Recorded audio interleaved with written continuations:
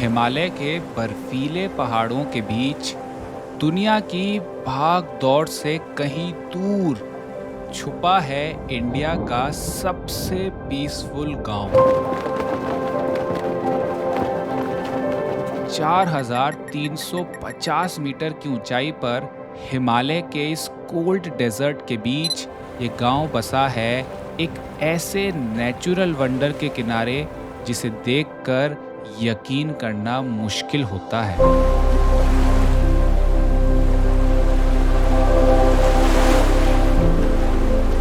पेंगोंग दुनिया की सबसे ऊंची सॉल्ट वाटर लेक्स में से एक है और विंटर्स में ये कंप्लीटली फ्रीज हो जाती है। लगभग 134 किलोमीटर लंबी ये लेक गोवा स्टेट की पूरी लंबाई से भी ज़्यादा लंबी है और शायद सबसे इंटरेस्टिंग बात यह है कि इसका 1/3 हिस्सा इंडिया में और बाकी तिब्बत में फैला हुआ है। लेकिन इतनी एक्सट्रीम जगह जहां विंटर्स में टेम्परेचर -30 डिग्री सेल्सियस तक पहुंच जाता है और बाकी दुनिया से इतनी दूर जहां सिर्फ पहाड़ और खामोशी नजर आती है, एक ऐसी जगह जहां इंसान का रहना भी नामुमकिन सा लगता है, वहीं बसा है एक खूबसूरत सा गांव। एक ऐसा गांव जहां जिंदगी अपनी ही रफ्तार से चलती है और शायद इसी वजह से लद्दाख में बसा ये गांव बन जाता है इंडिया के सबसे पीसफुल विलेजेस में से एक। ये है मेराक।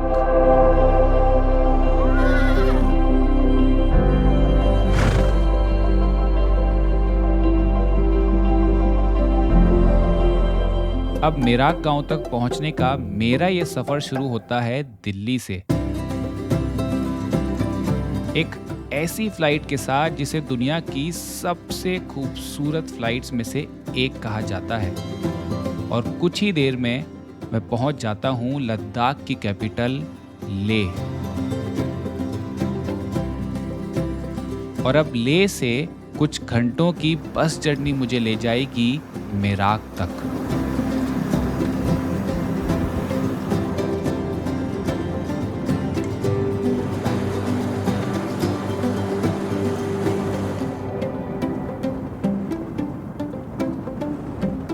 तो दोस्तों, ये जर्नी मैंने स्टार्ट की थी ले टाउन से और अब मैं आज पहुंचा हूं दुनिया के सबसे ऊंचे माउंटेन पासेस में से एक चांगला पास। और इस वक्त जब मैं यहाँ खड़ा हूं तो पर्सनली ये मेरे लिए एक माइलस्टोन है, क्योंकि लाइफ में पहली बार मैंने 5000 मीटर के एलिवेशन को टच किया है। अभी मैं हूँ 5360 मीटर्स अबव सी लेवल।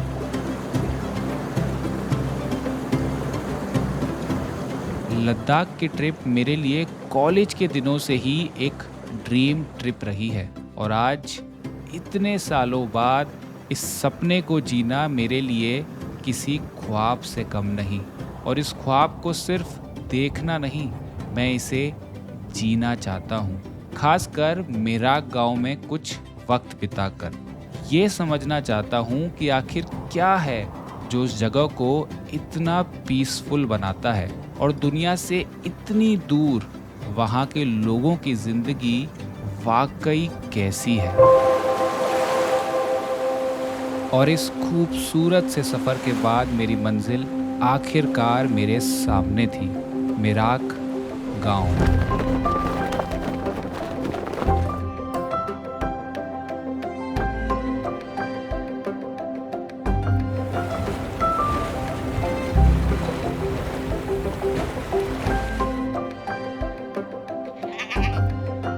इतने खूबसूरत रास्ते देखने के बाद अब एक और लद्दाखी एक्सपीरियंस मेरा इंतज़ार कर रहा था, यहाँ का खाना। तो ये हैं ताशी आंटी, जिनके होम स्टे में मैं रुका हूँ, वो इन्हीं का है। तो मैं लद्दाख पहली बार आया हूँ, तो मैंने आंटी को रिक्वेस्ट की कि कुछ लद्दाख का जो आप लोग खाते हो लोकल, वो मुझे खिलाओ लंच में।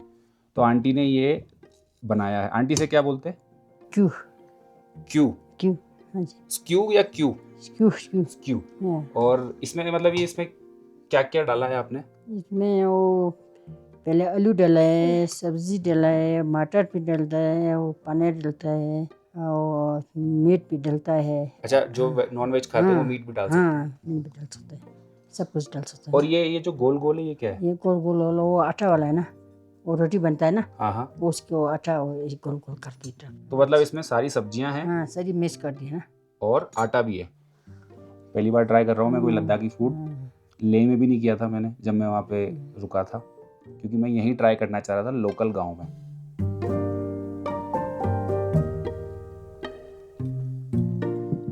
ये तो मस्त है। जैसे वो पास्ता बनाते हैं ना, हाँ, पास्ता में सब कुछ डाल देते हैं, हाँ, हाँ, सब वैसे ही है ना ये, हाँ, सेम है ना। है ना? हाँ, लद्दाखी खाना ट्राई करने के बाद अब समय था मेराक के सबसे खास पड़ोसी से मिलने का, जिसे लोकल्स प्यार से पांगू कहकर पुकारते हैं, यानी Pangong lake.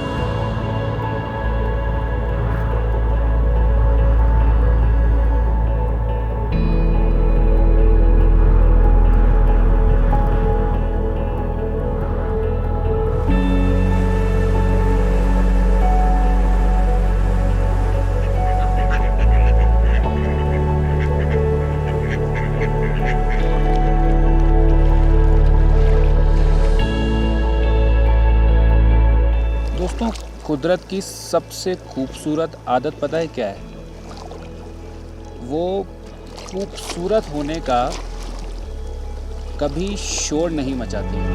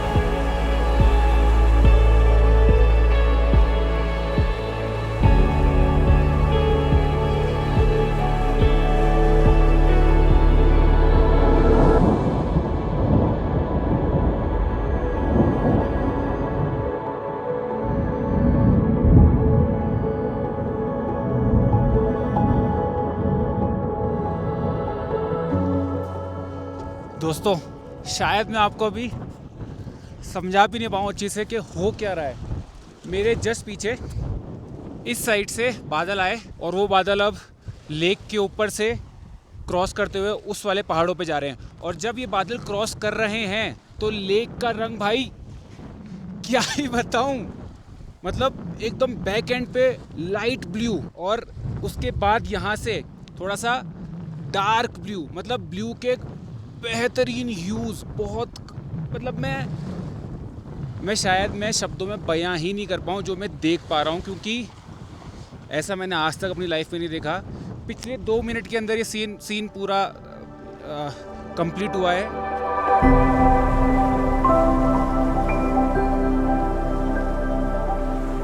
Mother nature is absolutely beautiful, absolutely beautiful. Look at this, look at this.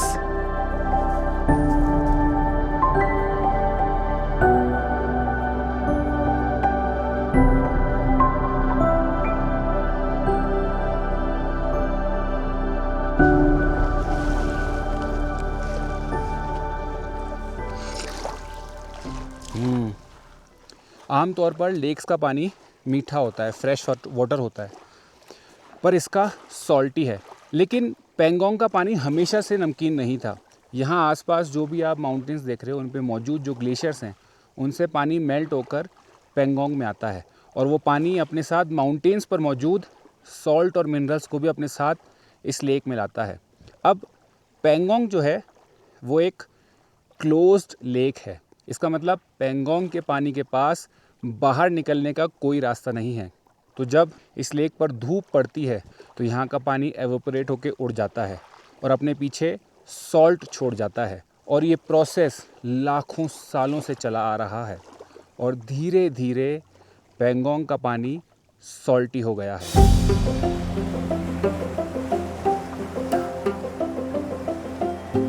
अब आप सोचो एक ऐसी लेक जो सॉल्टी हो, जो सर्दियों में पूरी तरफ से बर्फ़ बन जाती हो और जहाँ खाने के लिए बहुत ही कम जीव मौजूद हों, वहाँ मछलियों का ज़िंदा रहना कितना मुश्किल हो जाता है। और इसकी हाइट ये एक अच्छे एक्सट्रीम एलिवेशन पर भी मौजूद है और शायद इसीलिए हमें पेंगोंग लेक में मछलियाँ देखने को नहीं मिलती।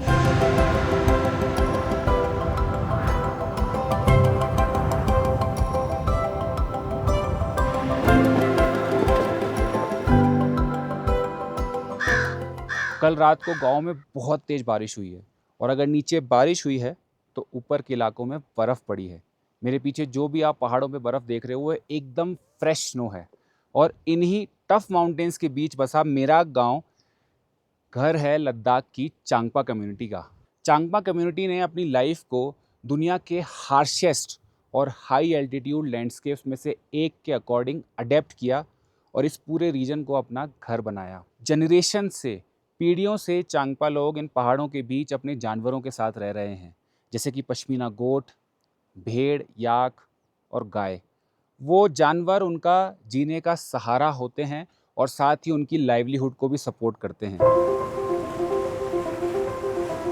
लद्दाख में गर्मियों के इन महीनों में अक्सर गांव वाले घर के सारे काम बाहर इस मीठी धूप में ही करते हैं, तो मैंने सोचा क्यों ना इनके साथ बैठकर थोड़ी गपशप की जाए। जुले जुले जुले सर निरांग मिंगलाचिन ने मिलना रिक्जिन नमजल्ले नमग्याला। हाँ ले क्यों आपका नाम नमग्याल है? हाँ जी। ये हैं आमची अंकल, मैं इनके होम स्टे में रुका हूँ और इनकी एज है कितनी है सर? 65। 65 मेरा।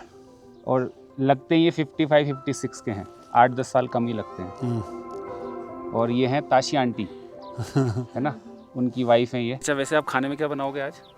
आज हमारा खाने में दाल और चावल सब्जी बनेगा, अभी शाम को बनेगा। तो सुबह क्या खाओगे फिर? सुबह हमने खा लिया थुक्पा, हमारा लद्दाख की थुक्पा बना। हाँ। लद्दाख की थुक्पा बना तो वो खा लिया अभी। अच्छा, मैं पता है मैं घूम रहा था ना, तो पहले मुझे आंटी दिखी, फिर मुझे आप दिखे, अच्छा। फिर आपके फेस पे कैसी अच्छी सी स्माइल थी, तो मैंने कहा अंकल से बात करनी पड़ेगी। ठीक है, अच्छा हो गया। सबसे ज़्यादा ठंड किन महीनों में रहता है यहाँ पे? जनवरी, दिसंबर, जनवरी में रहता है। और जो टेम्परेचर होता है वो यहाँ पे कितना चला जाता है? -25-30 तक होता है। 30 में तो ये झील जो है ना, पानी पूरा फ्रीज हो जाता है। पेंगोंग का पेंगोंग फ्रीज हो जाता है। फिर बस फरवरी में मैराथन होता है, सब लोग दौड़ते आता है, बाहर लोग भी आता है, इंडियन लोग भी आता है। मैराथन जो होता है। हाँ, शलगम भी उगता है यहाँ पे? हाँ, शलगम भी होता है सर। और गेहूँ और शलगम के अलावा? और मटर है सर। अच्छा, मटर भी उगाते हो? मटर भी उधर है।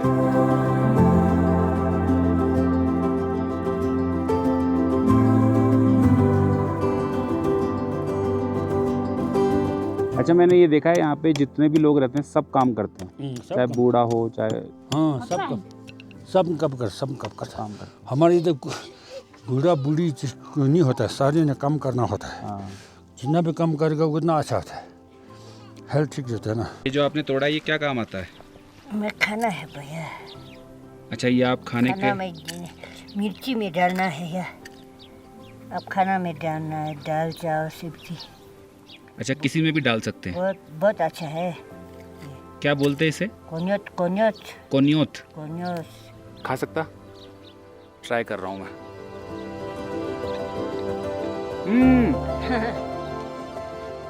बहुत फ्रेश टेस्ट है भाई साहब। ऐसा लग रहा है मैंने मतलब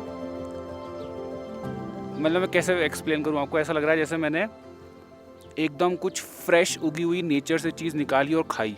असल में वही है, ऐसा लग रहा है ये टेस्ट मैंने कहीं खाया हुआ है, फेमिलियर टेस्ट लग रहा है मुझे। मस्त है। मैं डिक्लेयर करता हूँ, पर्सनली डिक्लेयर करता हूँ कि ये लद्दाख का, पूरे लद्दाख का क्यूटेस्ट बच्चा है। इसका क्या नाम है? गाफिल। तानजिन गाफिल। और अभी ये 2 साल का है। मैं बच्चा है नहीं। आपका बच्चा? आपका बच्चा है? नहीं नहीं, मेरा शादी नहीं हुआ अभी। अच्छा, ये जो आप बर्तन धो रहे हो ओ ये पानी जो आ रहा है ये कहाँ से आ रहा है? हाँ ये पानी, क्योंकि पेंगोंग एक सॉल्ट वाटर लेक है, इस वजह से यहाँ के लोग उसका पानी यूज़ नहीं कर सकते। फिर मेराक में रोज़मर्रा की ज़िंदगी के लिए पानी आता कहाँ से है? इसका जवाब छुपा है यहाँ के पहाड़ों में।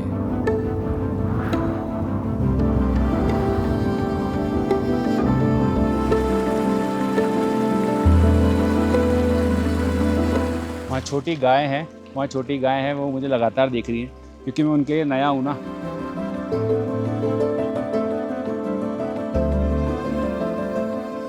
तो गांव वालों ने बड़ी मस्त टेक्निक अपनाई है। इन लोगों ने क्या किया है, जो ग्लेशियर से पानी पिघल कर आता है नीचे की तरफ, जिसे लोकल भाषा में चश्मे का पानी भी बोलते हैं, उसको इन्होंने कैनाल सिस्टम बना के हर घर तक पहुंचाया है। जहां से मेन सप्लाई आ रहा होगा, एक बड़ा सप्लाई आ रहा होगा पानी का माउंटेन से नीचे गांव की तरफ, वो एक मेन कैनाल हो गई, मेन लाइन हो गई। वहां से उन्होंने डिवाइड कर रखी है छोटी छोटी लाइनें, और ये जो पानी आ रहा है इस तरफ से, वो वही चश्मे का पानी आ रहा है इस वाले एरिया के लिए, जितने भी घर हैं। तो अब देखो इन्होंने क्या किया, ये है मीठा पानी, ये वाली लाइन ओपन है, इसमें पानी जा रहा है नीचे, सामने घर में वहाँ पे लाइन ओपन है, उसके लिए ये पानी जा रहा है। अब इधर के इलाके के लिए उनको पानी नहीं चाहिए, तो they don't want to waste it, तो उन्होंने वो देखो वहाँ पे ढक रखा है और इस सप्लाई को रोक रखा है। ऐसा पूरा कैनाल सिस्टम गांव वालों ने, मेराक में और जितने भी आसपास के गांव हैं, सब ने ओवर द टाइम बना लिया है। ये मीठा पानी होता है, इसको आप बर्तन धोने के, पीने के, खेती के, स्पेशली खेती में जो पानी जाता है उसके लिए, नहाने के लिए, खाना बनाने के लिए, सब कुछ यही इस्तेमाल होता है, क्योंकि पेंगोंग ब्रैकिश वाटर है।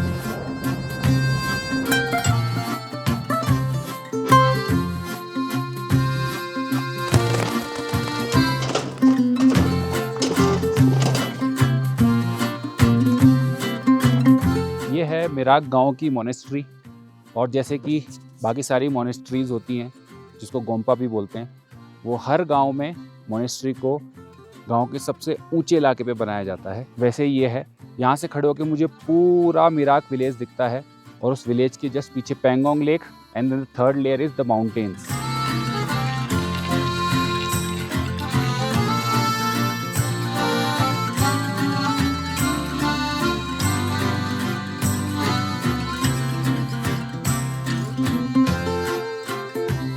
दोस्तों, मेराक आज एक बहुत ही पीसफुल विलेज है, लेकिन कई सालों पहले इस पूरे रीजन में बहुत चहल पहल हुआ करती थी, क्योंकि ये पूरा रीजन हिस्सा था पुराने हिमालयन ट्रेड रूट का, जो लद्दाख को तिब्बत से जोड़ता था, और उस ज़माने के व्यापारी लद्दाख और तिब्बत के बीच पश्मीना, चाय और नमक का व्यापार किया करते थे।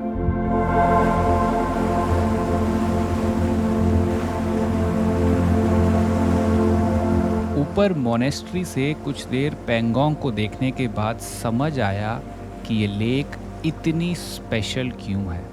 सूरज की बदलती रोशनी और लेक की गहराई के साथ पेंगोंग हर पल अपना रंग बदलता है।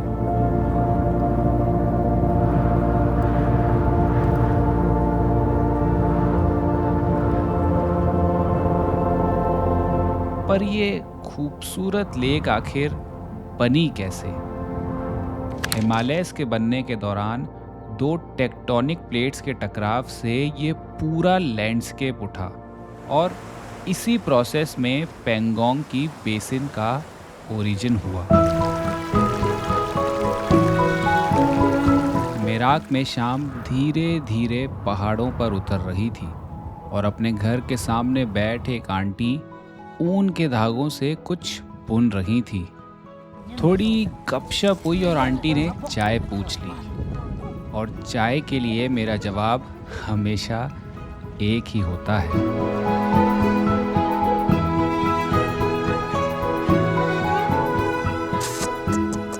खींचूं इसको, दर्द नहीं होगा? आजा। अरे नहीं नहीं नहीं नहीं नहीं, इसका नाम रखा है अभी? अच्छा अच्छा, ये बड़े क्यूट होते हैं यार, है ना? और एक होता है, ऐसा लगता है घर ले जाऊं, मगर ये हाँ, इनके बाल बहुत ज़्यादा हैं, क्योंकि सर्दी से बचना है ना इनको। हमारे वहाँ छोटे छोटे बाल होते हैं और बड़ी होती हैं। यहाँ की गाय छोटी होती है ना, वहाँ बड़ा बड़ा होता है।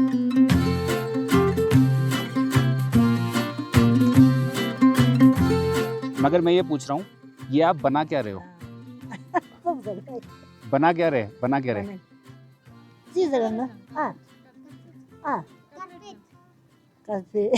कारपेट बना रहे हो? कारपेट बना रहे हैं, मतलब वो घर में बिछाने का। तो जब ये बनाते हो तो इसको घर के लिए बना रहे हो या बेचते भी हो? दोनों के लिए करते हो ना, ठीक है। और ये जो ऊन है ना, वो कहाँ से आया? ले से लाया। तो आपका जो जानवर है ये ऊन लू का है, भेड़ू का है। भेड़ू का, हाँ, ये वाला भेड़ का है। इसको लोकल भाषा में क्या बोलते हैं इस पूरे सेटअप को? दन चुकदन बोलता है। चुकदन बोल। चुगदन।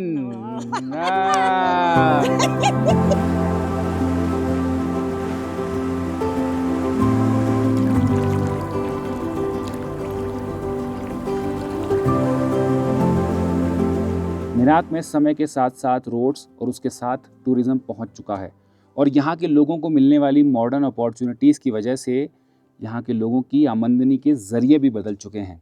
पर मेराक में लाइफ के फंडामेंटल्स आज भी सेम हैं।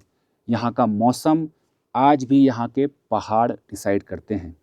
पीने का पानी आज भी ग्लेशियर से पिघल कर आता है।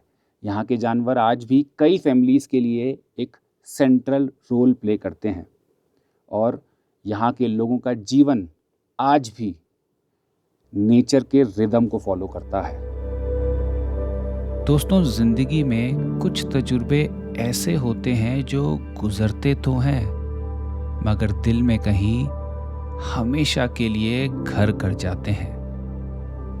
मेरे लिए मेराक का ये सफ़र बिल्कुल वैसा ही था। मेराक से लौटते हुए अचानक मेरी आंखों से आंसू बहने लगे। बस दिल में कुछ था जो समझ नहीं आ रहा था,